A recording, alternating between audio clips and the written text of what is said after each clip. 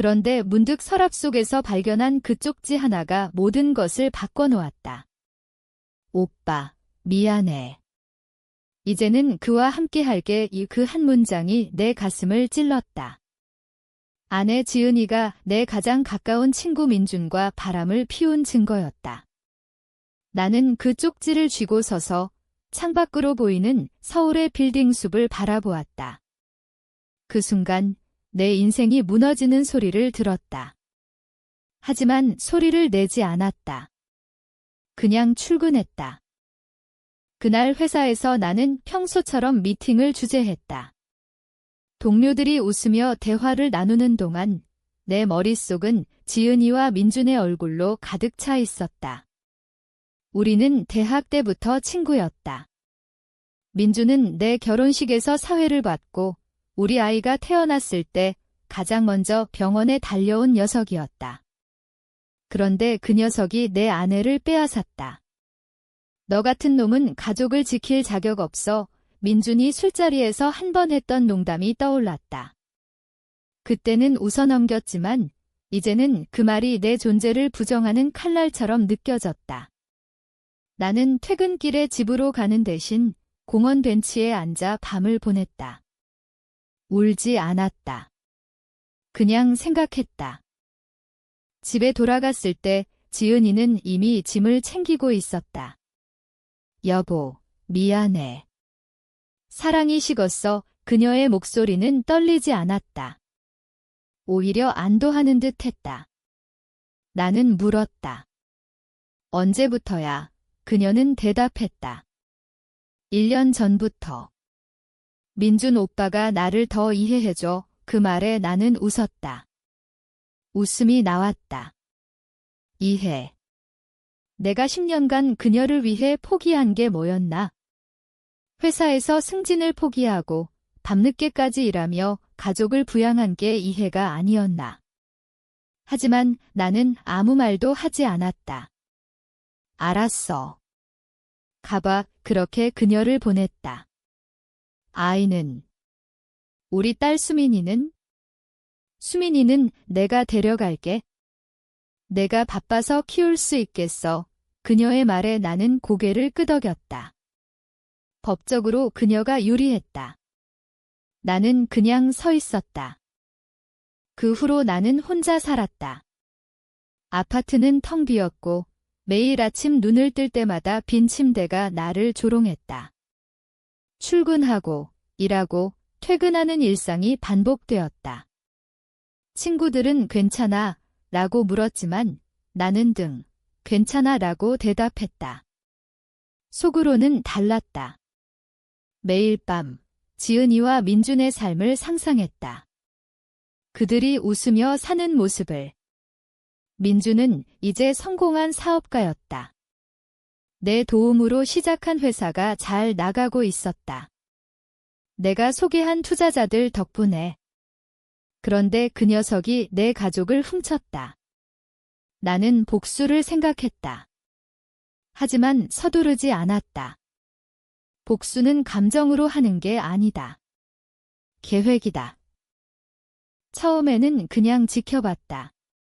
소셜미디어를 통해 그들의 삶을 엿보았다. 지은이는 새 프로필 사진을 올렸다. 민준과 함께 찍은 사진, 수민이가 가운데 서 있었다. 새로운 시작 캡션이었다. 그 사진을 보며 나는 이를 갈았다. 하지만 움직이지 않았다. 대신 나는 내 삶을 재정비했다. 운동을 시작하고 책을 읽고 회사에서 더 열심히 일했다. 승진했다. 돈을 모았다. 왜? 복수를 위해서는 기반이 필요했다. 약한 자의 복수는 실패한다. 나는 강해져야 했다. 시간이 흘렀다. 6개월 후 나는 우연히 민준을 만났다. 회사 미팅에서. 그는 웃으며 악수를 청했다. 요즘 어때? 지은이랑 수민이 잘 지내. 그의 눈빛에 죄책감은 없었다. 오히려 자랑스러워 보였다. 나는 대답했다. 잘 지내. 너 덕분에 그 말에 그는 살짝 당황했지만 웃어 넘겼다. 그날부터 나는 그를 관찰하기 시작했다. 그의 회사, 그의 일상, 그의 약점. 민주는 야심차지만 허영이 강했다. 사회적 지위를 중요시했다. 그걸 이용할 수 있었다. 지은이는 그녀는 새 삶에 만족해 보였다. 하지만 나는 알았다. 그녀의 게시물 뒤에 숨긴 불안. 수민이가 아프다는 포스트가 올라왔다. 병원 다녀왔어. 걱정돼. 나는 그걸 봤다. 기회였다. 하지만 아직 아니었다. 나는 기다렸다. 복수는 기다림이다. 서서히 그들의 삶에 스며들어야 한다. 나는 옛 친구들을 통해 정보를 모았다. 민준의 회사가 세금 문제를 안고 있다는 소문. 지은이가 민준과 다툰다는 이야기. 나는 메모했다. 모든 걸. 내 심리는 변하고 있었다. 처음에는 분노였다. 하지만 이제는 차가운 계산. 왜 나만 고통받아야 해? 이 생각이 들자 나는 더 이상 예전의 내가 아니었다. 밤에 잠이 안 올 때 나는 거울을 보며 물었다. 너는 아직 인간이야. 대답은 없었다. 그냥 계획을 세웠다. 첫 번째 단계, 그들의 신뢰를 얻는 것. 아이러니컬하게도 배신당한 내가 그들을 도와주는 척해야 했다. 나는 민준에게 연락했다. 오랜만이야. 커피나 한 잔. 그는 의외로 반겼다. 카페에서 만난 그는 여전했다. 자신만만한 미소. 형, 요즘 어때? 지은이랑 나 때문에 미안해. 그는 그렇게 말했다. 미안. 그 말에 나는 속으로 웃었다. 미안함이 아니라 확인이었다. 내가 무너지지 않았다는 걸 확인하려는? 나는 대답했다. 괜찮아. 지나간 일이야. 사업은 어때? 그는 자랑스럽게 이야기했다. 회사가 성장 중이라고. 하지만 나는 알았다. 그의 눈빛에 숨긴 불안. 최근 투자 유치가 어려워진 모양이었다. 그 자리에서 나는 제안했다. 내가 아는 투자자 소개할까? 그의 눈이 밝아졌다. 정말. 고마워. 형. 그렇게 나는 그의 삶에 다시 들어갔다. 지은이에게도 메시지를 보냈다. 수민이 어때? 필요하면 도와줄게. 그녀는 답했다. 고마워. 요즘 바빠서. 바빠. 민준과 함께 사는 게 바쁜가? 나는 웃었다. 이건 시작이었다. 그들의 약점을 파악하는. 집에 돌아와 나는 노트북을 열었다. 민준의 회사 재무 보고서를 찾았다. 공공정보지만 세세히 보면 구멍이 보였다. 탈세 의혹. 나는 익명으로 세무서에 제보할 수 있었다. 하지만 아직 아니었다. 먼저 그들을 더 깊이 끌어들여야 했다. 나는 투자자를 소개했다. 내 지인, 하지만 내 통제하에 있는 사람. 투자 조건에 작은 함정을 심었다. 민주는 모를 터였다. 지은이와의 만남도 늘어났다. 수민이를 핑계로. 아빠 보고 싶어 해. 그녀가 말했다. 나는 수민이를 만났다. 아이는 나를 안고 울었다. 아빠, 왜 안 와? 그 말에 내 가슴이 찢어졌다. 하지만 표정은 변하지 않았다. 미안해. 이제 자주 올게. 그렇게 나는 지은이의 삶에 스며들었다. 그녀는 민준과 다툼이 잦아졌다. 민준 오빠가 너무 바빠. 그녀의 불평. 나는 듣기만 했다. 조언하지 않았다. 그냥 듣는 게 무기였다. 내 심리는 점점 변형되었다. 처음에는 복수만 생각했다. 하지만 이제는 즐거움 비슷한 게 느껴졌다. 그들의 행복을 서서히 무너뜨리는 쾌감. 이게 나야, 밤에 생각했다. 예전에 나는 가족을 사랑했다. 지금은 그 사랑이 증오로 변했다. 하지만 나는 멈추지 않았다. 멈추면 내가 무너질 테니까. 자존심 때문에? 아니, 생존 때문이다. 임랭 콩큐도옥 AI, 이제 알았다. 민준의 회사가 투자금을 받았다. 내 덕분에. 그는 고마워하며 술을 샀다. 형, 내가 아니었으면 큰일 날 뻔했어. 나는 웃었다. 친구잖아. 하지만 속으로는 계획을 세웠다. 투자 조건에 숨긴 조항. 회사가 실패하면 내게 넘어오는 권리. 민주는 읽지 않았을 터였다. 바보처럼. 지은이는 점점 의지했다. 수민이 교육비가 부족해. 나는 돈을 보냈다. 고마워. 그녀의 메시지. 하지만 그 돈은 추적 가능했다. 나중에 증거로. 나는 법률 책을 읽었다. 이혼 후 재산 분배, 양육권. 모든 걸 공부했다. 복수는 법으로 해야 안전하다. 감정으로 하면 잡힌다. 시간이 흘렀다. 1년 후, 민준의 회사가 흔들리기 시작했다. 시장 변화. 아니, 내가 유포한 소문 때문. 익명 게시판에 올린 글. 그 회사, 내부 문제가 있어 증거는 없었다.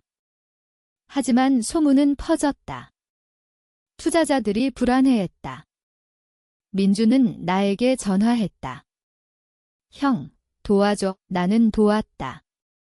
더 깊은 함정을 파며. 내 내면은 갈등했다. 이게 맞아. 수민이를 생각할 때마다. 아이가 피해를 입을까? 하지만 멈추지 않았다. 멈추면 그들이 이긴다. 나는 더 차가워졌다. 인간성을 잃어가고 있었다. 하지만 상관없었다. 복수는 가격이다. 민준의 회사가 위기에 처했다. 그는 매일 전화했다. 형, 투자자들이 빠져나가. 왜지? 나는 대답했다. 시장 탓이야. 내가 알아볼게. 하지만 내가 주도한 일이었다.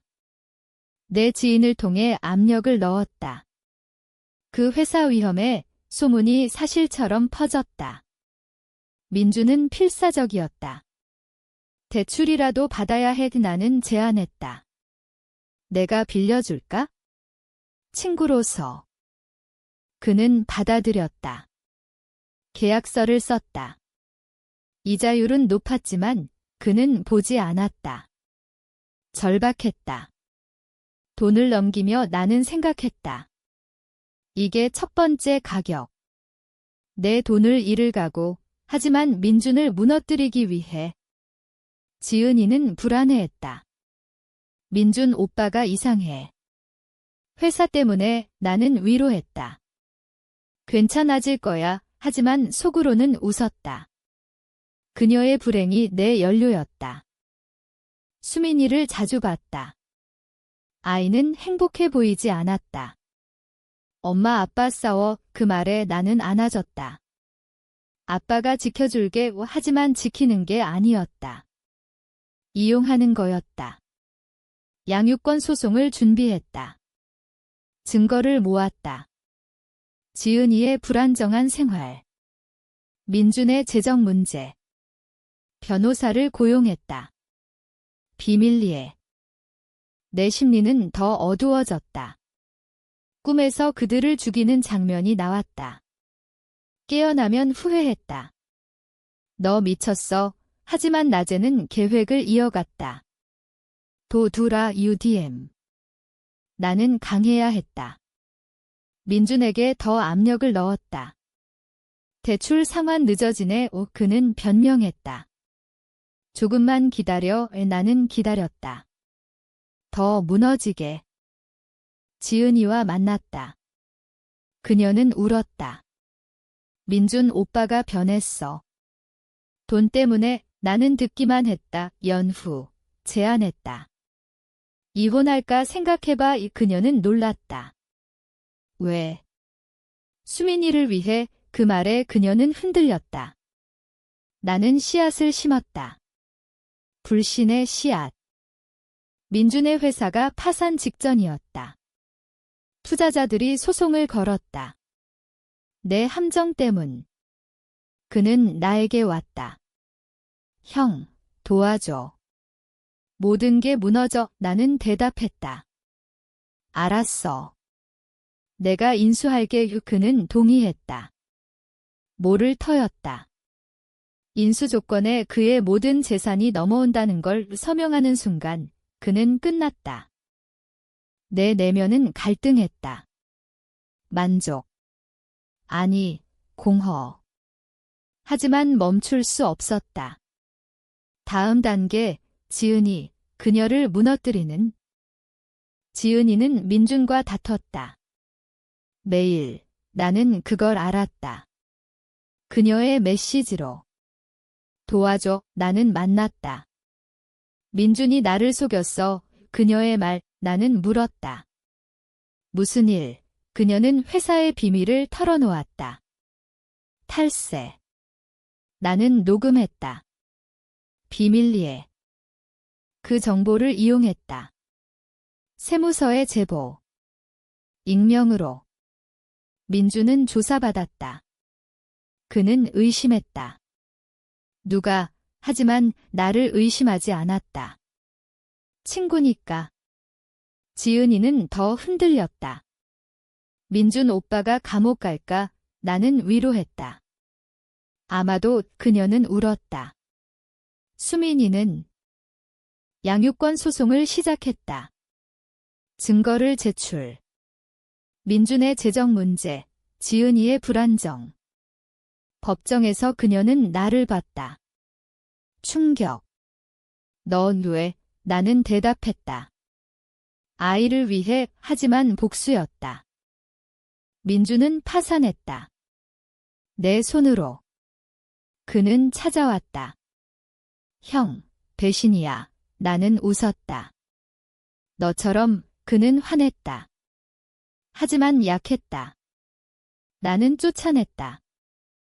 내 심리는 변했다. 텐렌.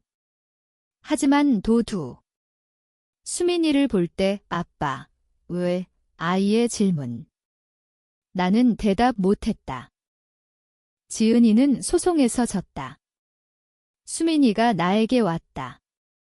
그녀는 무너졌다. 미안해. 하지만 늦었다. 수민이가 집에 왔다. 아이는 행복했다. 하지만 나는 공허. 복수가 끝나가지만 만족 없음. 민준은 감옥 갔다. 탈세로. 지은이는 혼자. 재산 잃음. 나는 그들을 봤다. 민준의 재판. 그는 울었다. 미안해. 하지만 나에게. 나는 무시했다. 지은이는 연락했다. 돌아갈래. 나는 거절. 늦었어. 내 내면은 무너졌다. 이게 복수야? 아니, 파괴. 하지만 후회 없음. 가격 지불. 민준이 출소 후 찾아왔다. 왜? 나는 대답. 너 때문에. 그는가. 패배. 지은이는 자살 시도. 병원. 나는 방문. 왜? 그녀의 질문. 나는 침묵. 수민이는 물었다. 엄마 아파. 나는 안음. 모든 게 끝났다. 민준은 거리에서 산다. 지은이는 정신과. 수민이는 나와. 하지만 밤에 나는 생각. 이게 승리야? 내 손은 떨린다. 거울 속 너 수야. 복수는 끝났지만 나는 돌아갈 수 없다. 이게 옳았나?